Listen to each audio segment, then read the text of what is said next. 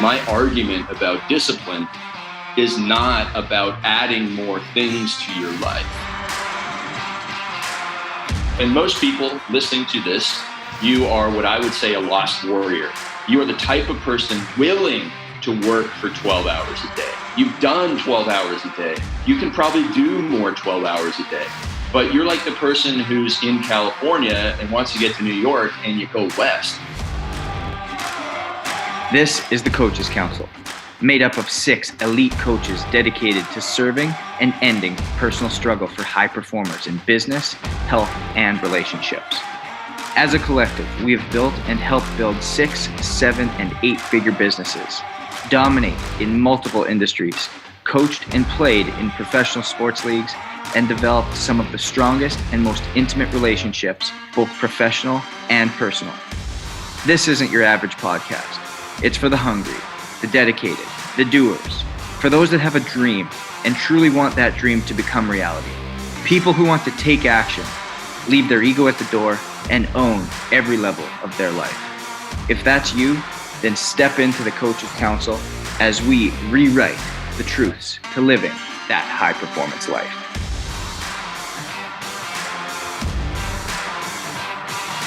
Welcome back to another week of the Coaches Council. Another single coach on here today, and we got Craig Ballantyne, the most disciplined man in the world. And we are super excited to have him as a part of the council. Craig, thanks so much for being on with us today. This is going to be a lot of fun, man. Thank you so much. You're welcome. And, we should definitely unpack that claim and, because a lot of people are like, whatever. So, we should definitely hit that up in this call. So first off, let's start off with, why does everybody call you the most disciplined man in the world? Or where did that come from? It's a great question. And so it stemmed from the fact in about 2011, that's when I bought my Early to Rise business, and I was running an online fitness business at the time. And I was cranking out a lot of content. And a lot of guys followed me that had one business, and they were like, Craig cranks out twice as much content, 3 or 4 times as much content than I do. And he's the most productive guy that I know, which then stemmed into, well, if he's productive, he must be disciplined. And then a couple of guys took it. A guy named Ed O'Keefe started calling me that, Vince Del Monte, Bedros Keuilian. And then, once the whole little moniker kind of hit, I kind of ran with the shtick too. Now, I like to say, I made a really good video that we put on my Instagram TV the other day. We got a lot of views on it because I make the whole thing about discipline is I have a very different approach to it. And so I had this funny voice, and I was like, hey man, you want to be hardcore, you want to be disciplined. I pretended I was a Navy SEAL, and I said, the title of the video, it was key little lesson here. The title of the video often determines how many people will watch it. And the title of the video was What Navy SEALs Don't Know About Discipline. And everybody who, when they think about discipline, if they were to think of the most disciplined man in the world, if it wasn't, everybody listening, if it wasn't your father, and if it was somebody, quote unquote famous, you'd probably say David Goggins. You'd probably say Jocko Willink. You probably, those guys, I'm pretty sure they were both Navy SEALs, or at least Goggins was. And so what most people think of is a hardcore person, that they're adding all of these rituals and routines to their life and cold baths and all this stuff. And, this one thing that people always say is, there's some general in the Army who's famous for this. He's like, you got to make your bed first thing in the morning. I literally have not made my bed in my life. And so when people say these things like, you got to make your bed first thing in the morning, you've got to get up, join the 5 a.m. club. Those things, and this takes me back to university when I was in this course called critical thinking.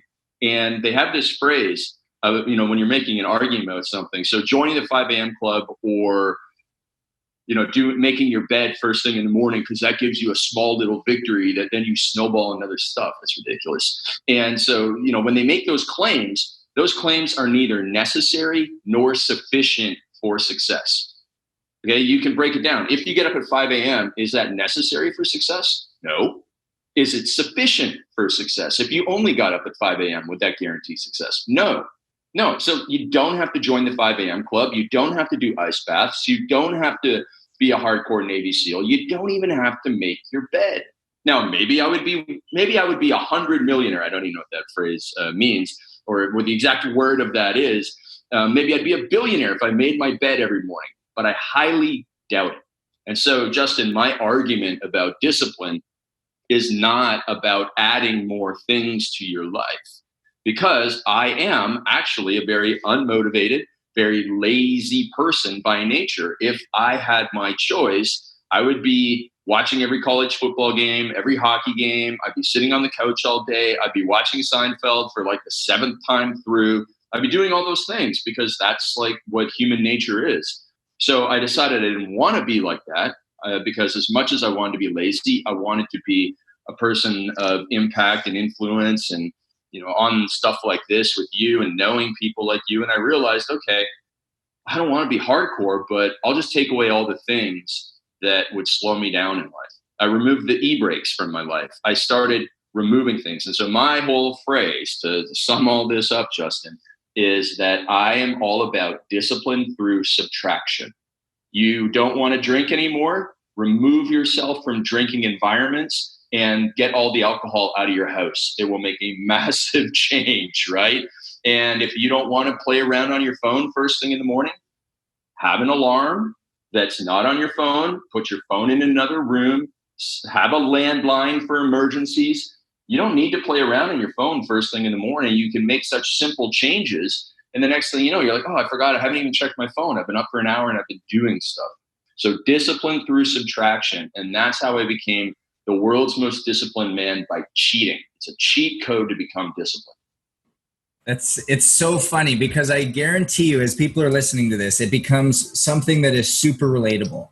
People are, again, introverted. People are lazy. People are wanting to the least amount of work for the maximum amount of results. And is that really what your business has started to really encapsulate and really pick up on? Or who is your target client that really begins to see the massive changes when working with you? Well, yeah, I wouldn't say that it's about, like the wording that you said. It is kind of about that, but it's not about people who are, lazy, trying to get the lazy way of things. But it's scientific shortcuts for success. And so if you go back to when I was the guy who wrote for Men's Health magazine for the 15 plus years that I did, when I sold turbulence training to hundreds of thousands of people, my whole shtick there, and I love that word shtick, my whole shtick there was I was helping people through scientifically proven training programs that you don't have to go to the gym. I remember getting emails from men and women. I'm going to the gym 9 hours a week, 6 days a week, an hour and a half. I'm like, that's ridiculous. Research shows that if you work harder in shorter amounts of time, and everybody knows this today, that you will get fitter faster. And so turbulence training was something I started in 2001. I made this whole thing. My whole shtick back then was never do cardio again. You don't have to go to the gym again. Just 30 to 45 minutes with dumbbells and body weight in your basement. You're good to go. And sure enough, I had thousands and thousands of success stories. So the scientific shortcuts to success, scientifically proven shortcuts to success, not unlike a lot of what Tim Ferriss would teach. Then I started helping entrepreneurs become productive. And I started helping entrepreneurs grow online businesses. So I had actually, most people don't know this, I had my first business seminar in 2007 down near you on the other side of Florida, over on West Palm Beach at the PGA Golf Resort. Had a seminar there. Vince Del Monte was there. Alan Cosgrove was there. There were 53 people in the room, big high names in the fitness industry who wanted to know how the heck did Craig go from just a guy who writes for Men's Health magazine to having this online fitness program that was pretty much everywhere. So I taught him everything I knew. And since then, I've been coaching entrepreneurs. But a lot of it back then was the productivity, which was, again, scientifically proven shortcuts for success. And then in the last 5 years, I've started working with high-performing entrepreneurs. And what I've realized is I have very few female clients. And if you would characterize them, they'd be alpha females. I would say of the 5 really successful female clients that I have, 3 of them make over $10 million a year, and they are definitely alpha females. So most of my clients are what I call ambitious family men who want to make more money and have more time for their family, but build an empire and legacy wealth. They don't just want to be making a couple $100,000 per year. They want to be making over 7 figures take home, and they want to leave something special, including real estate investments and all of these things for their kids. Those are the people that I work with. And so they look at what I've done for this guy, Joel Marion, who's very close to you, just about an hour north up in Bel Air Beach, Florida.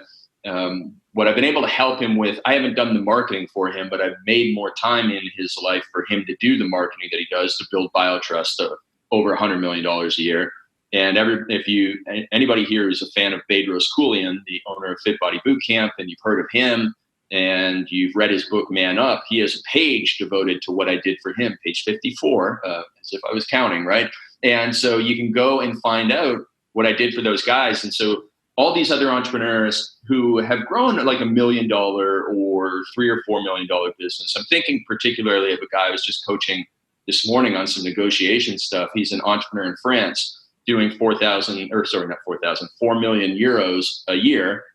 And he wants to get to over 10 million euros. That's the guy that I work with.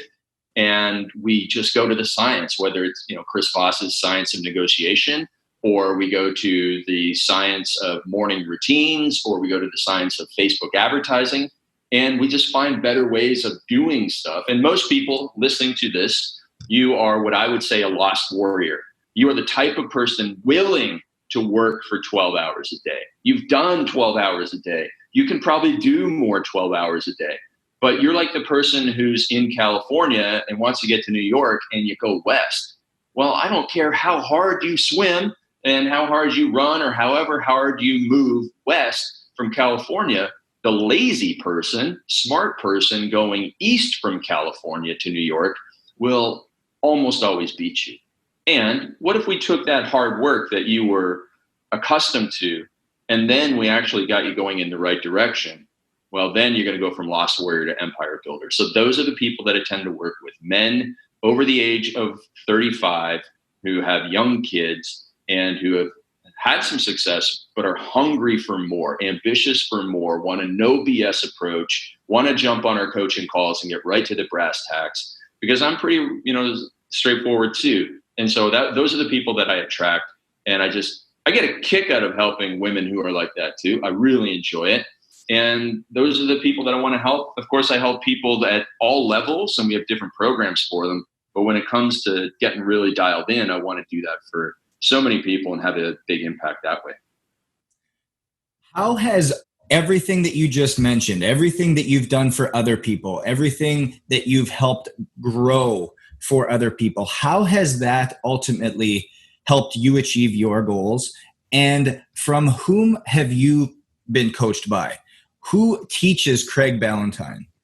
I get a lot of coaching. So I usually have 3 or 4 coaches a year. Last year, I had a speaking coach, an older gentleman named Joel Weldon. He must be 80 and still just going at it. I mean, he's been speaking on stages since the 60s. And, he's really great about telling a story. He's funny. He'll really, really rip on you if you're not wearing a tie when you're on stage. So he's old school, right? But he's great. He's great. And he can still influence younger folks. And so, he was my speaking coach. I'd send him the presentation after I'd done it. He'd break it down ruthlessly and improve me. And then I've always had Bedros Keuilian as a paid coach. So not only is he one of my best friends, he's my business partner in some things. He's a coaching client of mine. I pay him because people who pay attention. I am currently in a mastermind with Joel Marion and Dan Fleischman, and there's a lot of mentors in there. I was a coaching client of a guy named Taki Moore from Australia last year. Really great guy. I've hired Xander Fryer, one of my coaching clients. I've hired him for sales training because I wasn't very good at sales. I actually had a relationship coach this year, a woman named Whitney Miller, but she's Whitney Love on Instagram. And so she was Aubrey Marcus's relationship partner for several years. And so I hired her for a couple of coaching calls. So I'm always, I'm smart enough to know where I suck, and I go to people and get the coaching. So those are just a few, and I could go on and on and on. Now back to the first part of your question, which is, what has this done for me? Well, one of my other mentors, a guy named Joe Polish, I was in his mastermind for a couple of years. He is the most connected citizen that I know. I know a couple of other people who are more connected, but they have more official roles. Now, as an entrepreneur, Joe is, well, actually Dan Fleischman's super connected too, but Joe is really connected. And I just realized, like, Joe, he does the same sort of thing as me. He has, most of the people that are in Joe's mastermind make, north of 10 million, probably 50, $100 million a year.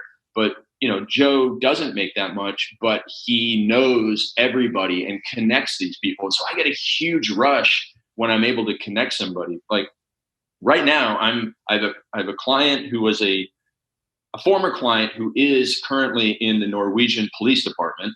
And I have another client who lives in Norway and sells on Amazon. And the Amazon seller in Norway has N95 masks, and he wants to get them, sold throughout Norway. He has all the certifications, everything. And I connected him to the cop, and the cop is going to get him big deals. Like nobody listening to this call could probably say they'd be able to do that. And it's a huge rush to me. So, I don't make any money on it aside from the coaching fees that I get from these guys, but I love that. I love it every single day to send the right person to the right resource that gives them an exponential shortcut in life. And I've connected people in Colombia on deals. I've connected people in multiple countries and many industries for the weirdest things.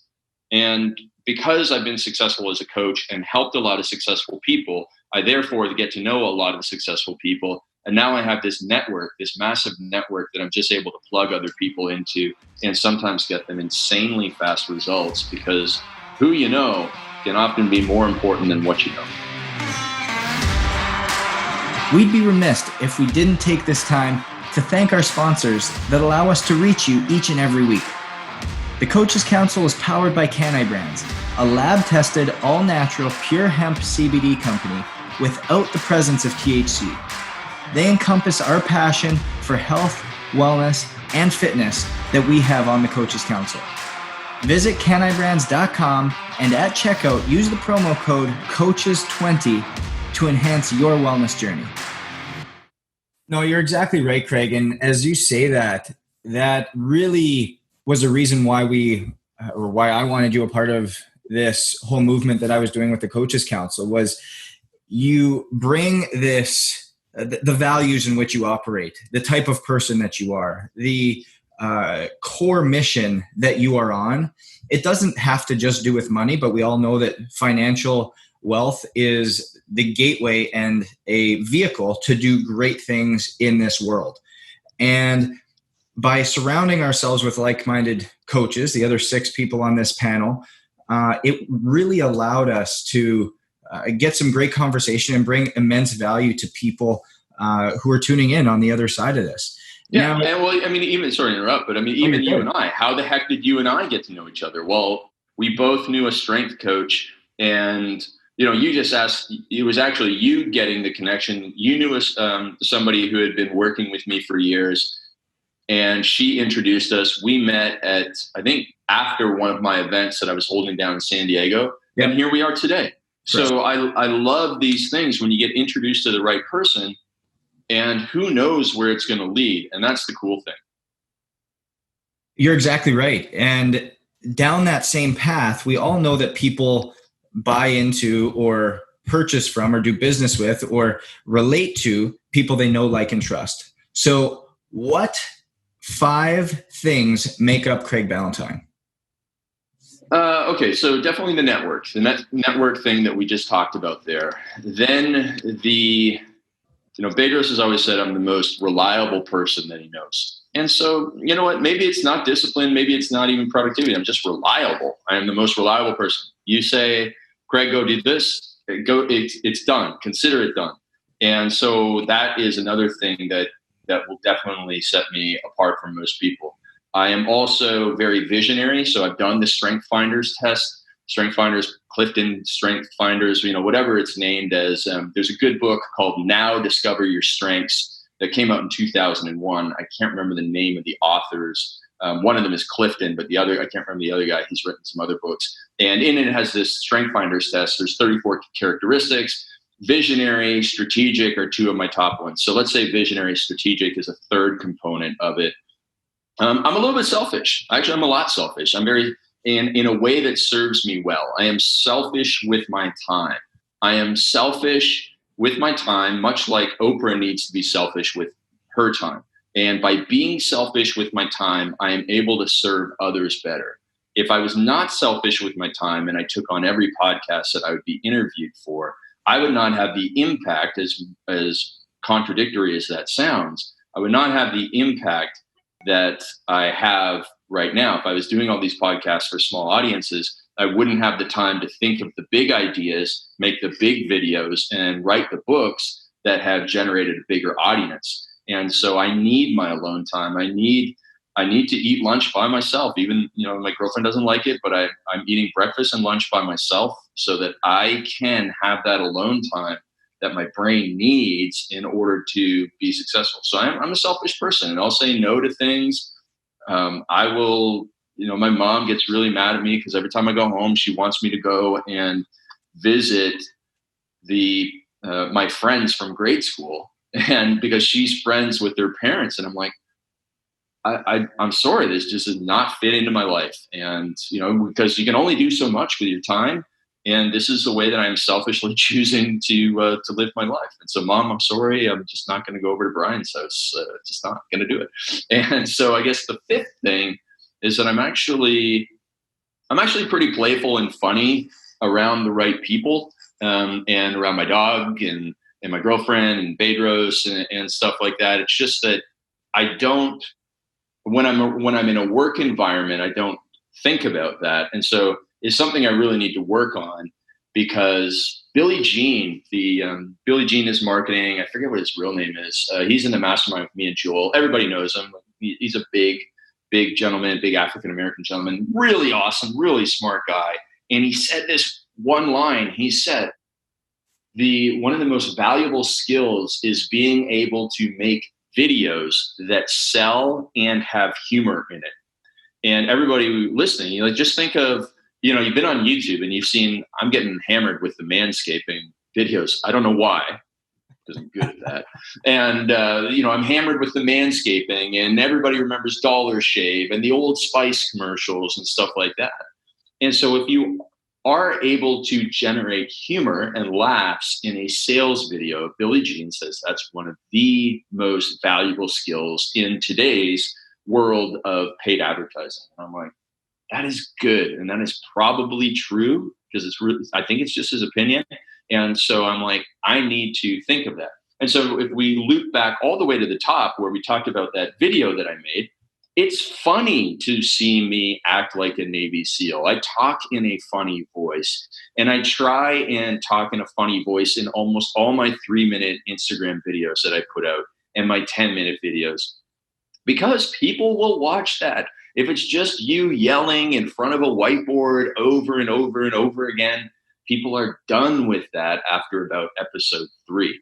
And so, even on our podcast here, Justin, if we can get some more jokes, if we can get, the more banter, the more it's like hanging around the 5 guys that, hey, maybe we're hanging around 5 guys at 5 guys, or, just hanging around in the backyard or something, and there's more joking, but still nuggets and wisdom. Well, that becomes something that people are really going to tune into even more. So that's an area that I need to take from behind the curtain into in front of the curtain. And I guess if I can say a 6th thing, it would be continuous dedication to improving myself, recognizing where I'm very poor.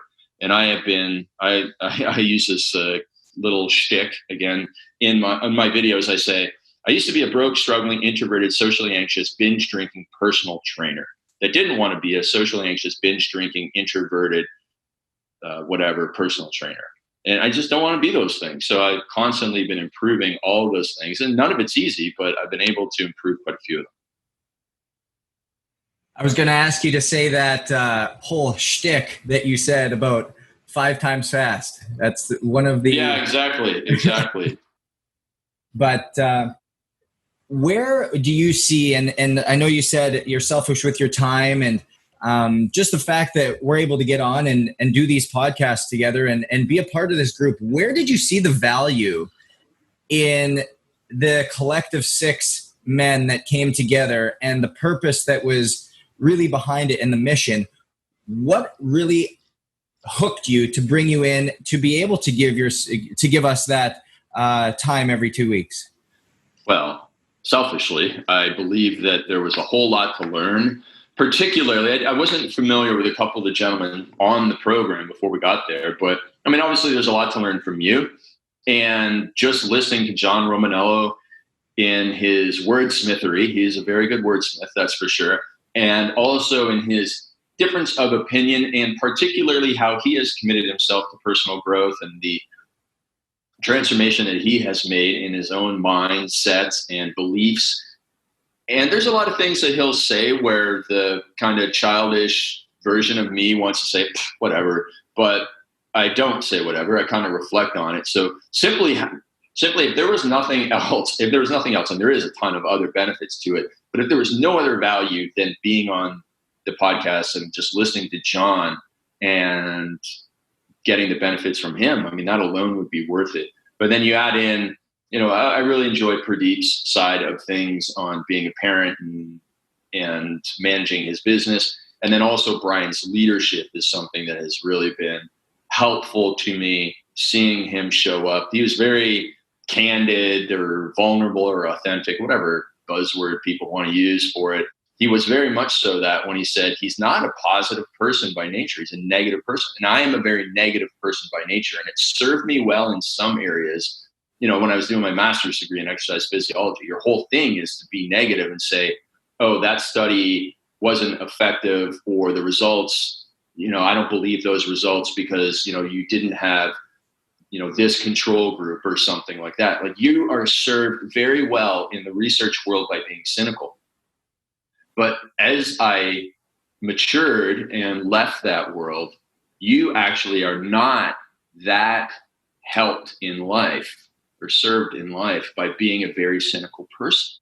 If you're a very cynical person, I think you will end up in a very negative place, like degraded over time.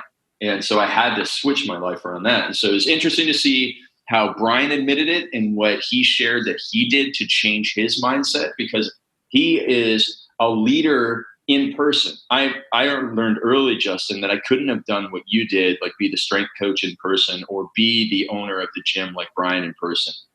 I can sit behind a computer for 14 hours a day, and that doesn't bother me. I can sit in a hotel room for 5 days in a row, 14 hours a day on my computer, and only go to the gym in the hotel and not be bothered at all. Like, that's like heaven for me. And most people, a little bit of quarantine was great for you then. This is right up your alley. I was like, this is like, I'm actually more social in quarantine than I am normally.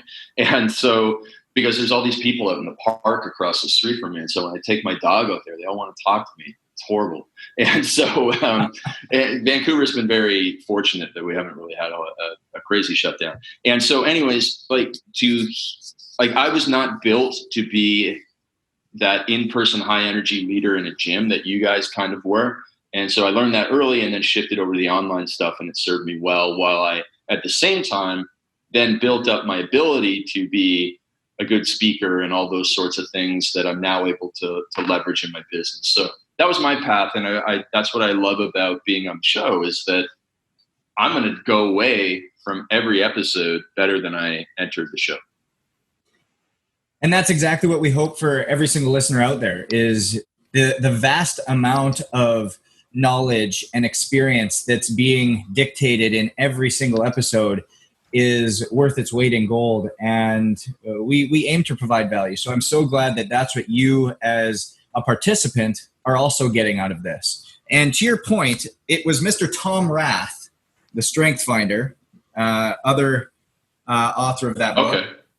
Had it there in the old bookshelf, so pulled it out as to be able to help us out there on the old author. So Mr. Tom Rath, we're going to give you that one. But thank you, Craig, so much for coming on and for, again, peeking a little bit behind the curtain of Mr. Craig Ballantyne. Where can everybody find you outside of every Monday on the Coaches Council? Well, before we get to that, the book that I was thinking was Now Discover Your Strengths, and it's Marcus Buckingham. It's Marcus Buckingham and Donald Clifton is the one that I read. So it's Now, Discover Your Strengths. And that's Marcus Buckingham and Donald Clifton. So other than being on the show, You can find me on Instagram. I am always on Instagram, and you can find me at Real Craig Ballantyne. And other than that, that's the best place to find me. And I answer all my messages. So if anybody wants to shoot me a message, you be guaranteed a reply from me. And that is the Real Craig Ballantyne. That is the real one, yes. I love it. Well, Craig, again, we're so blessed and fortunate to have you on the show with us and a part of the Coaches Council. Again, I appreciate your time today, and we will stay safe in Vancouver, and we will see you next week. Yeah, see you soon. Stay safe, stay hungry, stay humble, and we'll see you guys all next week.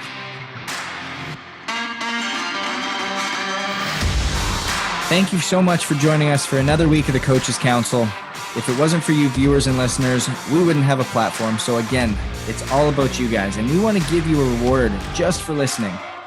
We want to give you access to each one of our coaches for a little bit deeper, intimate experience. So if you go to coaches-council.com, coaches-council.com, subscribe and like to whatever platform you're viewing on, you're going to be entered to have that one-on-one experience. So be sure to go coaches-council.com and really interact with us, because we would love to interact with you. Until then, stay safe, stay hungry, stay humble, and thanks for listening.